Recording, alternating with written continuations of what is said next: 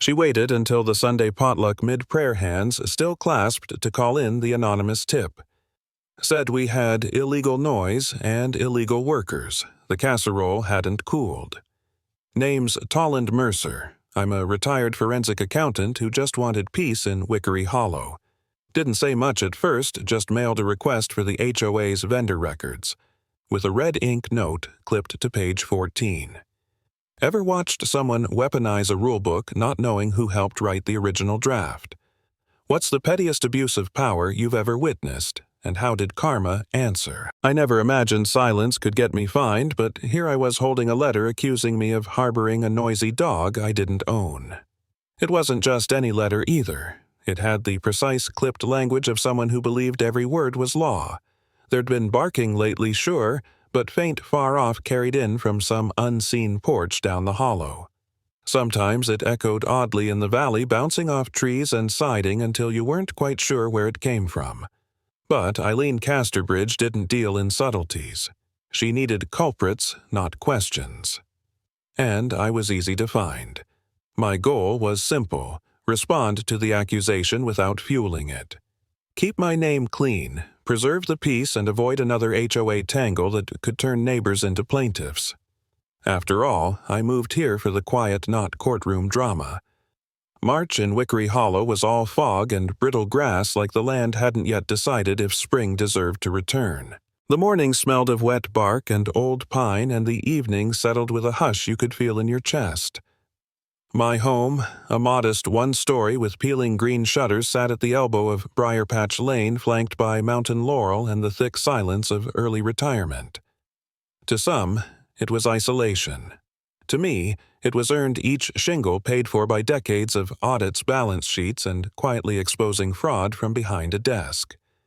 Eileen Casterbridge had been HOA president for 7 years, long enough to confuse the position with moral authority. She was always in a pressed blouse hair lacquered into something like a helmet, and she wielded HOA bylaws the way a surgeon wielded a scalpel. She hadn't spoken to me beyond formalities in months. I'd always thought she preferred it that way. The neighbors, for their part, had become shadows. They waved sure, but no one lingered. In Wickery Hollow, silence wasn't just peace, it was policy. The email arrived on a Monday, time-stamped 6:03 a.m. Subject line: Noise Complaints, Unit 7B. Eileen's tone was colder than the spring wind. 3 neighbors, she claimed, had reported persistent and disruptive canine noise emanating from your property. I blinked at the screen. I didn't own a dog. Hadn't since Molly passed 3 years ago, and she'd gone quiet in her last year too. Still, I read the message twice, then again hunting for logic. There was none, only conviction. Her signature at the bottom was typed, but I could see her frown behind it. I replied within the hour. No pets, no visitors with pets. Happy to speak in person or by phone. My answer was as measured as a spreadsheet. Clear, courteous, complete. She never replied. Not even an acknowledgement. Instead, on Thursday, I found a letter stuffed into my mailbox, certified bold red stamps. A $100 fine, with a photocopy of HOA Bylaw 74C, highlighted in yellow. If unresolved, the letter said further violations would result in legal action. Chronic non-compliance undermines communal peace. I stared at the words until they blurred. Somewhere between chronic and peace, I realized she wasn't backing down. I stood on my porch, holding the paper. The sky was the kind of gray that made every noise louder. A wind chime clinked nervously from the neighbor's porch. Somewhere far off, a dog barked once sharp, uncertain. I sighed, pinched the bridge of my nose. This had to be a mistake. Had to be. As if summoned by doubt, a cruiser rolled around the bend and parked across the street. I watched it idle for a minute, unsure whether to wave. Then the passenger door opened, and an officer stepped out, followed by another. Both wore the casual wariness of men sent on a call they didn't believe in. A knock came. I opened it to 2 officers, one young, bored, the other older, scanning the lawn like it might confess.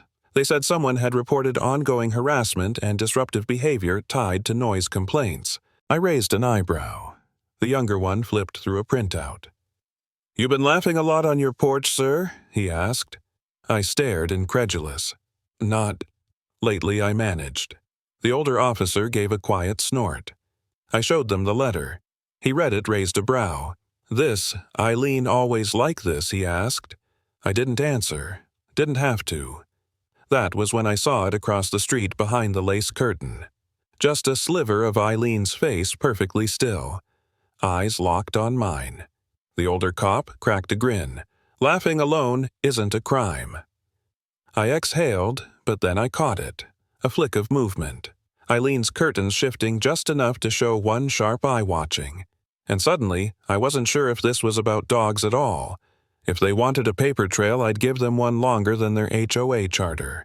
Not because I was angry, though I was, but because I knew exactly where the soft tissue was buried beneath their rules. The noise they claimed came from me wasn't mine. But the noise I'd soon make, that would be measured precise and absolutely within the law. I wanted to understand every inch of the covenant they thought could pin me down. If I could dismantle their logic clause by clause, I wouldn't need to raise my voice, just my pen. The living room had become something of a war room. Stacks of printed bylaws covered the coffee table, yellow highlighter caps strewn like shell casings.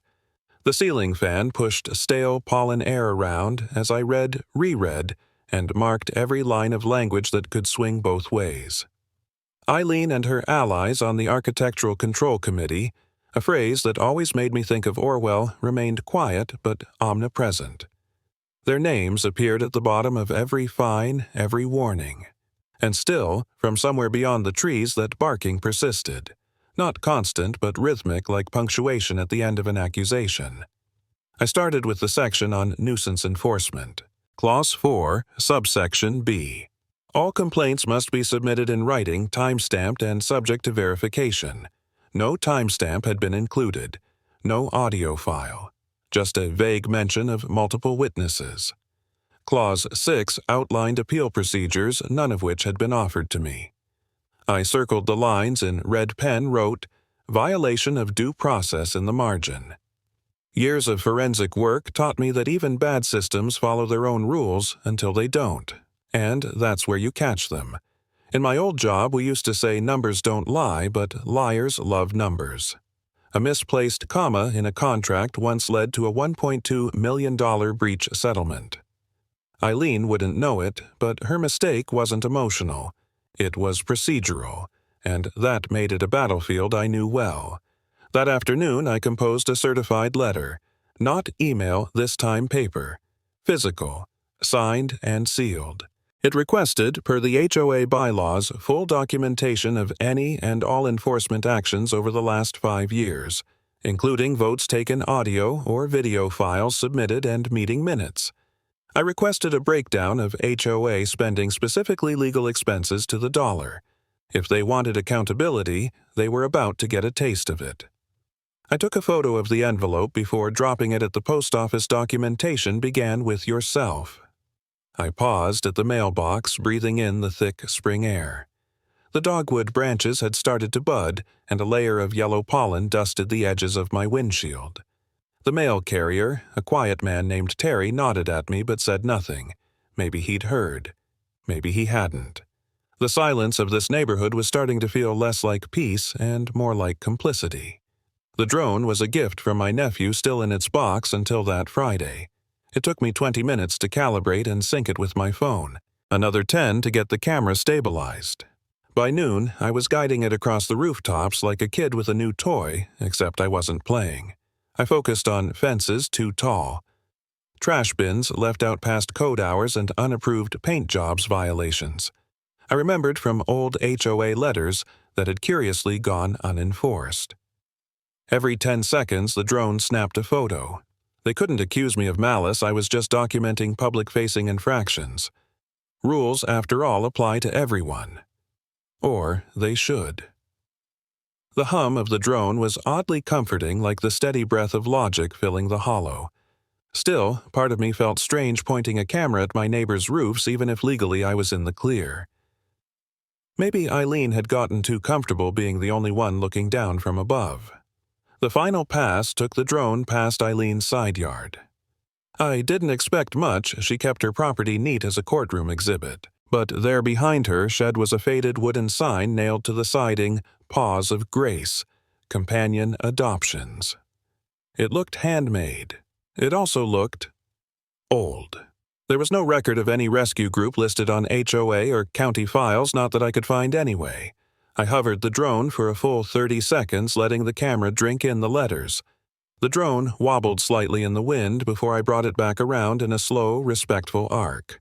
I landed it softly on my lawn, checked the footage, and immediately backed it up to 2 cloud accounts, just in case. The sign raised more questions than it answered. Had she once run a rescue? Was it still active? And if so, where were the dogs now? That night, I replayed the video frame by frame. The words on the shed were clear.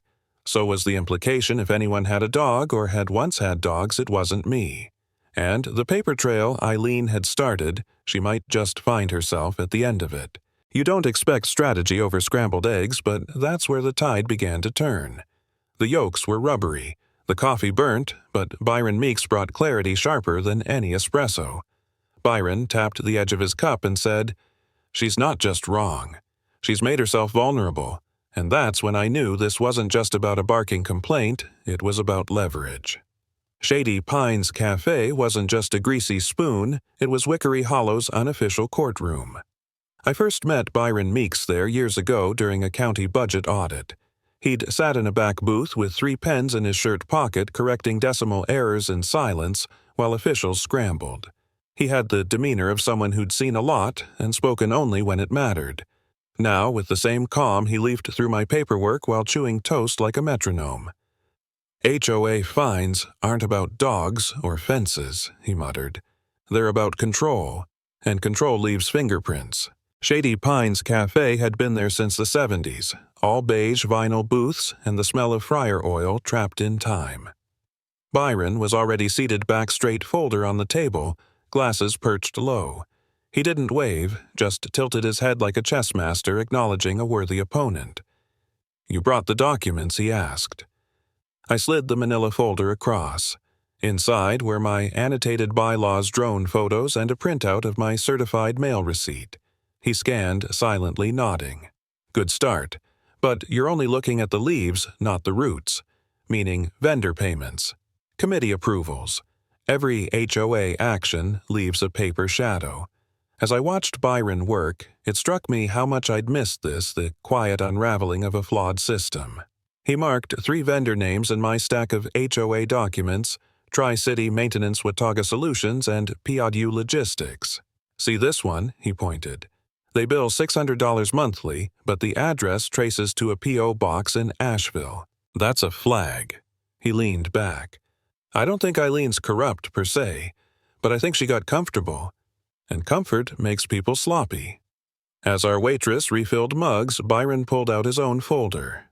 His copy of the HOA records went back a decade. I asked a friend still on the review board to get me this, he said. Form 105. Animal Partnership Authorization. Eileen signed it in June 2020.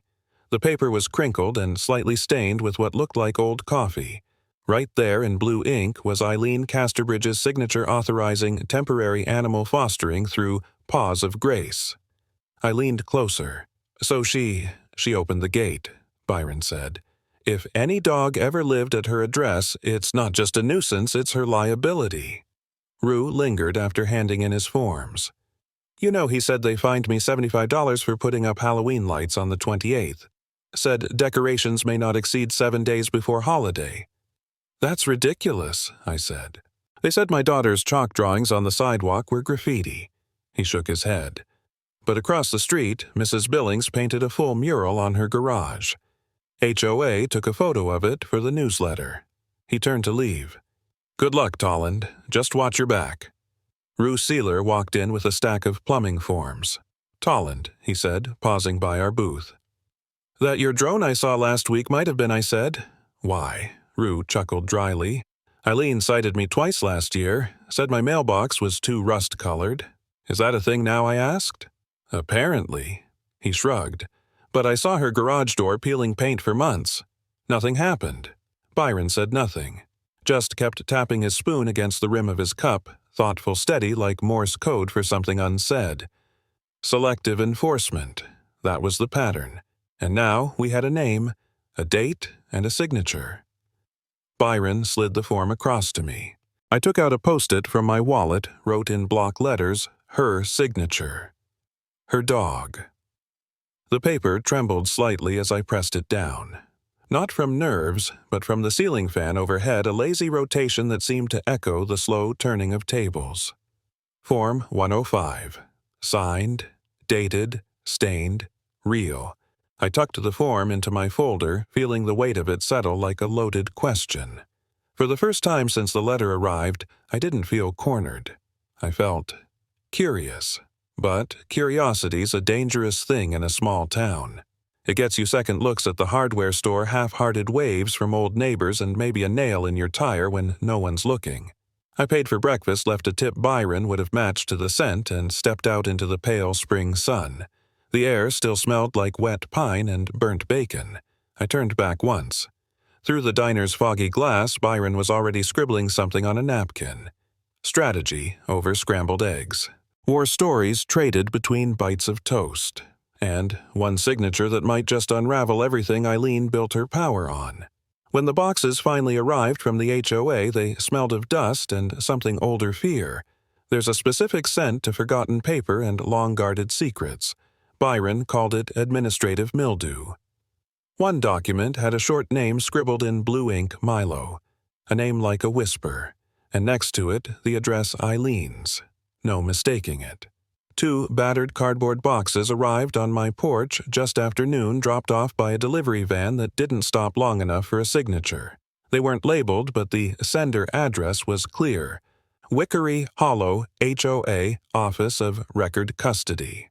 The first thing that hit me wasn't the weight. It was the smell. Dry paper ink long since settled into the fibers, and something else like the back room of a courthouse. The kind of place where truths are filed away until someone has the nerve to dig them out. I pulled on gloves. Not because I had to, but because something about Eileen's paperwork felt like it might bite. Byron and I set up a command center in my living room. The coffee table disappeared beneath HOA records. My whiteboard, once used for retirement plans, now mapped out a web of names, citations, and drone stills. We sorted violations, board members on one side, residents on the other. The imbalance was stunning. Byron's red pen bled across the chart like an indictment. Rue dropped by eyebrows high at the spread. "Didn't know you were running a campaign," he said. I offered him a root beer and slid a stack of citations across the table. "You might want to see what Eileen said about your mailbox in 2019. "Wait a second," Rue said, leaning over the files. "Geraldine Seiler. That's my sister." He jabbed a finger at a notice dated February 2022. "She got a notice for improperly stored pet waste. She doesn't even own a dog." Byron scribbled a note. I flipped back through adoption documents looking for anything connected to the Seilers. There it was, an anonymous complaint filed by concerned party initials IC. We started simple citations over the last 5 years. Board members had 3. Residents had over 60. Some were laughable garden gnome visibility violation or improper seasonal lighting, but others carried weighty consequences: forced repainting, revoked mailbox privileges, even liens. Byron's brow furrowed. "Here," he said, pointing to a spreadsheet. Eileen cited a woman named Gertrude in 2021 for harboring 2 dogs over the limit. But in the board notes that same month, Eileen requested funds for animal shelter improvements. The drone footage turned up something we hadn't expected. In Eileen's backyard, barely visible behind a cedar fence, stood a small wooden structure. Not a shed, not a playhouse. A kennel, chain-link door, dog bowls, a leash hook nailed to the side. I captured a still and printed it. Byron stared at it for a long time. "She's been housing animals on her property for years," he said, "and issuing fines for a bark she likely trained herself to ignore." That's when Franklin Oak arrived. My old college roommate turned small-town lawyer, brilliant baritone allergic to inefficiency. He flipped through the paperwork quickly, then stopped. Pulled out one form, stamped, signed, and dated. "This is it," he said. "Adoption confirmation. Canine registry from Paws of Grace." I leaned in. The signature box was clear. Eileen Casterbridge, adopted Milo. Breed mixed shepherd. Year 2020. No HOA notification, no exemption, no registration. "This isn't about fairness anymore," Franklin said. "It's exposure." Franklin lifted the adoption form up to the light. "See the pressure here on the loop of the I," he said. "That's emphasis. That's someone signing with confidence or arrogance." He laid it beside the HOA charter. Same ink, same pen stroke, same flourish on the capital C in Casterbridge. "There's no wiggle room here," he said. Same person, same day, same lie. As they dug, I stood by the whiteboard, marker in hand, unable to write. For 15 years, I'd audited corporations that cooked their books, but knew better than to leave a signature. Eileen had done worse, signed her name, proudly printed it in ink, then buried it in a folder marked Community Outreach. I thought I'd retired to silence, to solitude. But some silences are forced, manufactured. And now mine was being chipped at by barks I never made and letters I never deserved. Franklin slapped the signature page flat on the table. "This isn't a defense anymore," he said, voice low but sharp. "This is a turning point. She broke her own charter. That's not misconduct, that's structural rot." The room fell quiet as I opened the envelope that had just arrived by courier. A bulletin from Eileen's office printed in bold. "Any unauthorized disclosures of HOA records shall result in personal liability, civil or otherwise." I looked at Byron. He didn't blink. "She knows we found it." As I stared at the bulletin, the room felt colder. Byron tapped a knuckle against the table. "She's bluffing," he said, "or trying to scare you into silence." But I knew Eileen. This wasn't just a scare tactic. It was a signal. She'd finally realized she was no longer the only one watching. I'd spent most of my adult life building cases no one wanted to see. Tax fraud shell companies' statements designed to deceive. But I'd never made a presentation that included drone footage dog shelters and a budget line item labeled Community Harmony Fund. The house smelled like printer toner and Rue's reheated chili. The fan whirred overhead, scattering legal pads, and Byron was muttering to himself by the whiteboard. Somewhere under the layers of documents, my hardwood floors still existed. "That's 3 citations for wind chimes," Rue said, flipping a page. "Who finds someone for a chime? Someone with too much time and too little sense," Byron replied without looking up. Franklin was on the phone in the corner coordinating notarization times for the HOA meeting materials. He was a man who believed no truth was complete without a certified copy. The presentation was coming together slide by slide. I arranged each citation by date, violation, and target. Then we layered them against drone footage and HOA bylaws. We color-coded the board members' offenses in green, residence in red. The difference was glaring. "What do you want me to say if she calls this a witch hunt?" Byron asked. "Tell her the only thing we're burning is the hypocrisy," I said. Rue chuckled, then frowned. "She fined my grandma for hanging Easter decorations in March." I looked over. "Did your grandma live on Beach Hill? Yup. House with the red shutters. She was cited 3 times in 1/4, I said.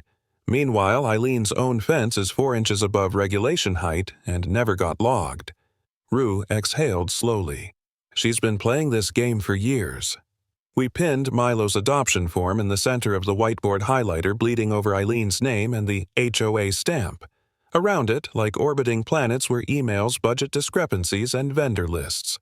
All of it pointed to a pattern not just of neglect, but of manipulation. Franklin finally hung up. "Tomorrow," he said, I read a prepared statement. "Use the term fiduciary breach 3 times. Don't raise your voice. Let the facts sting." "Will it hold?" I asked.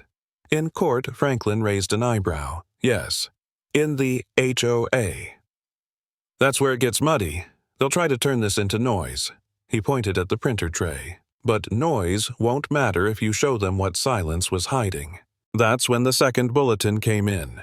Byron retrieved it from the mailbox. No stamp, hand-delivered. The letterhead read, "Compliance is harmony." Beneath it, all disruptors of communal order will face review under Section 12B. Sanctions for destabilizing behavior. She was escalating. "She's going to bury you with rules," Rue muttered. I folded the letter slowly, smoothed it against the edge of the table, and tucked it into the file next to Milo's form. Then, let's show her what rules actually look like. Byron stepped back from the board and pointed with the dry erase marker. "This column, violations by date, but we need a visual cue. Maybe arrows or circles. People tune out numbers." I nodded, grabbing a blue marker. "Let's put all board member violations above the timeline. Residents below. Then, draw connection lines for repetitive enforcement." Franklin moved to the laptop, tapping quickly. "And we back it up with records. Every photo with a timestamp, every email with header data." Tolland, remember to mention the missing invoices from 2021. That's a red flag in any audit. I flipped to the budget sheets and found them 3 months with payments to Carolina Landscaping Partners. No work orders attached, no bid process, but a note in Eileen's handwriting approving them by emergency proxy. Rue had drifted to the corner staring at a laminated copy of the bylaws. "You know, he said my uncle left this neighborhood last year. Said it wasn't about the money. Said it was about dignity." That word sat heavy. I walked over to the window and pulled back the curtain. Across the street, Eileen's porch light blinked once then again. "She knows we're close," I said. Byron tapped the end of his pen against the adoption form. "This dog Milo. It's not just about him, is it?" "No," I replied. "It's about the way she turned a kindness and adoption into a weapon. She didn't report him, didn't log him, didn't follow her own rules. But when others faltered, she pounced. The whiteboard was full now. Lines drawn, names highlighted, drone footage overlaid with citations, a structure of evidence, and somewhere under it all the faint outline of the community we used to have." Franklin printed the final page a timeline chart labeled Discrepancies of Enforcement 2018 to 2023. It was stark, clean, damning. Then, without a word, he pulled out a small envelope. Inside was a second statement sealed. "In case they try to silence you," he said, "you give this to the local paper." I looked at the envelope, my name typed in block letters. For the first time, I realized we weren't just building a case. We were restoring balance, not vengeance. Correction. The Wickery Hollow Clubhouse had never seen so many people. They stood shoulder to shoulder, fanning themselves with outdated newsletters and disposable HOA ballots. The folding chairs squeaked with every nervous shift. Someone had brought a tray of lemon bars that no one touched. A box fan hummed in the corner, losing to the heat of July and years of rising tension. Eileen stood at the head of the room like a conductor with no orchestra, her gavel a wand, her smile lacquered in condescension. "We will begin with the new landscaping budget," she said, tapping the gavel twice. "As proposed, $150,000 to Green Mountain Solutions effective August 1st. Byron nudged me from the back row, murmuring, "That's her brother-in-law's firm." I nodded, rising quietly. Franklin cleared his throat. "As per Section 9A of the Charter, residents may request time to address the board." Eileen didn't look up from her notes. 3 minutes. Franklin smiled. "We'll only need 2. We moved to the front. Franklin placed a slim folder on the podium and I set up the projector. The hum of the machine cut through the silence like a slow fuse burning. The first slide appeared an aerial view of Eileen's backyard dog kennels, overgrown fencing, and the worn Pause of Grace sign. A few heads tilted, a few murmurs stirred. Second slide, an HOA violation report dated last month. Unkempt fencing. 223 Maple. It wasn't Eileen's address, it was Rue's. Third slide, side-by-side citations. Residents fined for solar lights, mailbox colors, invisible cracks in driveways. Meanwhile, Eileen's own violations never saw ink. A woman near the coffee urn whispered, "That's my citation." Franklin stepped aside. I approached the podium. "My name is Tolland Mercer. I've lived here for 4 years. I've never owned a dog." I held up the envelope, but last month I received a fine for one. Click. The next slide appeared Form 105. Companion Animal Registration signed April 2, 2020. Eileen Casterbridge. Same name, same handwriting, same address she denied had anything to do with a dog. The room inhaled as one. I turned slowly. "Milo," I said. That was the dog's name. Registered under Eileen. Not listed with the board. No disclosure. And yet, fines were issued to residents while the president herself violated the rules. The crowd was silent. But the silence was no longer uncertain. It was coiled. A voice called out from the doorway. 2 officers entered local police. "The document," I said, gesturing to the slide behind me, was verified by public records. Time-stamped, confirmed. Notarized, "This is not conjecture." One officer held up a folder. Stamped and on file. Eileen's gavel clattered against the podium as she stood. "This is an ambush. Slanderous at best." Franklin didn't flinch. "It's called transparency, and it's long overdue." Eileen pointed at me. "He's using surveillance. Drones. That violates Section 14 permits aerial documentation in public or common areas." Byron's voice came from the back, calm and certain. The dam broke. Murmurs turned to voices, then to hands raised. Then to names shouted people recalling their own fines, their warnings, the fees that never made sense. Rue stood slowly. "My grandmother cried the day she got fined for garden gnomes. That wasn't about order, that was about control." Eileen turned red, then pale. "That's when Maudine Bell rose elderly, composed, and always underestimated. She wore her Sunday best even though it was Thursday." I motioned to remove Eileen Casterbridge from her position as HOA president, she said. The room froze. "I motion," Maudine repeated, "to create a temporary transparency council. Immediate vote. Residents only." A second voice, "I second." And then hands, more than I could count, rose in silent agreement. Eileen didn't shout. She didn't argue. She simply gathered her papers, jaw clenched, and left the room. The gavel remained on the podium. I stayed standing until the projector buzzed into silence. Then I clicked it off and faced the crowd. "There's no illegal dog," I said. "But there was an illegal board. No one clapped. But they didn't need to. In Wickery Hollow, silence could be justice. When the vote came, only 2 hands didn't rise. Eileen's and her cousin's. The silence afterward wasn't the heavy kind. It was the hush of something long overdue finally unfolding. Rue let out a small breath beside me. About damn time, he whispered loud enough for the row ahead to hear. No one turned around. Eileen slowly folded the printed agenda in half with care and walked out of the clubhouse without looking back. No speech, no excuse, just footsteps softened by the faded carpet runner, a door creak, and then nothing. Byron didn't say much either, just tapped my arm and handed over a battered manila folder. "Audit templates," he said. "Ones that worked back when boards respected math."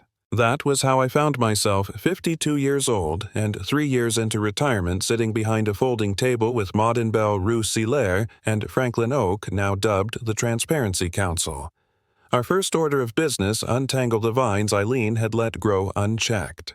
Vendor contracts were the messiest: too many line items, too many familial connections. One invoice had the same last name spelled 3 ways. Another was for decorative mulch consultation. We scrapped them all and started from zero. The second task was restoring trust.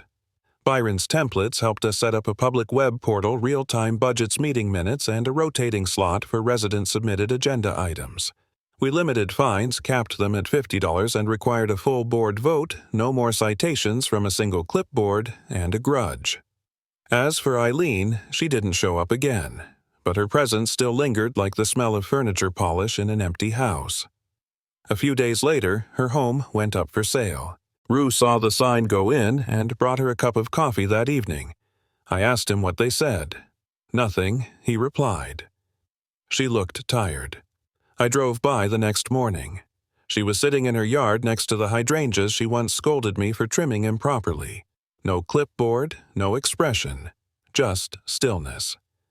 The old sign, white vinyl with bold letters reading, "Compliance is peace," was pulled from the clubhouse wall on Thursday. Franklin and I watched from the sidewalk as two volunteers carried it out its corners chipped and warped by years of sun and authority. We replaced it with a carved wooden plaque Rue had made himself. He delivered it wrapped in brown paper unceremoniously. I read the engraving aloud as we hung it, "Shared peace, shared power."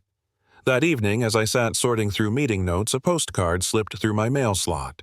No return address, just my name neatly printed. On the back in small typewriter font. "Your oversight model." Is it exportable? I stared at it for a long time. Then, without thinking, I placed it next to Byron's folder on the kitchen table and poured myself a glass of iced tea. The night felt warm enough to leave the windows open. A dog barked again on my street. Short, deep, and cheerful, the kind of bark that said, "I'm home, not I'm trouble." No complaint followed. No passive-aggressive bulletin appeared on anyone's door.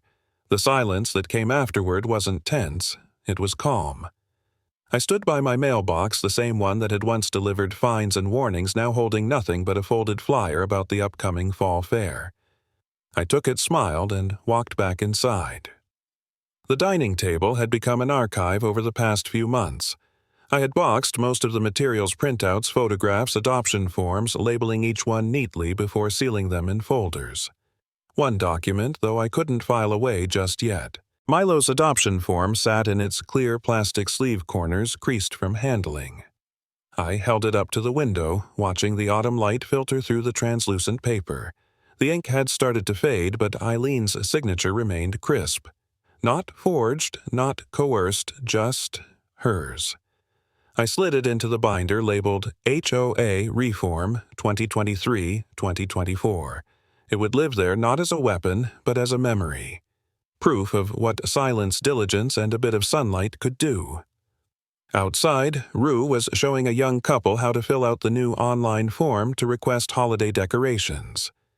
He gestured broadly, laughing as the couple's golden retriever spun in excited circles. The dog slipped its collar and bolted toward my porch tail, wagging ears flying. I crouched as it reached me. "Well now," I said, scratching behind its ears. "You're no Milo, but you've got a good spirit." No clipboard appeared. No frowning figure emerged from behind lace curtains. Just the afternoon light filtering through red and orange leaves and the warmth of a community settling back into itself.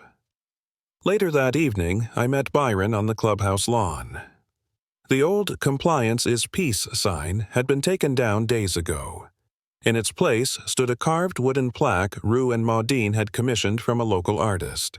The letters were uneven but bold. "Shared peace, shared power." Byron handed me a manila envelope. "Thought you should see this," he said, then added, "It's from the State HOA Council." Inside was a letterhead invitation.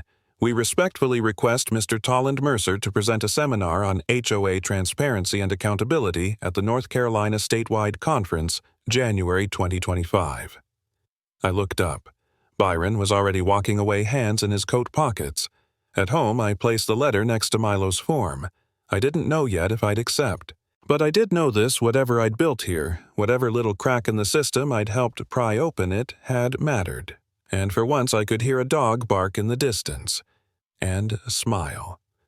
The porch light clicked on just as the golden leaves settled around my feet, and in the distance I heard that dog bark again, familiar now, almost like a neighbor.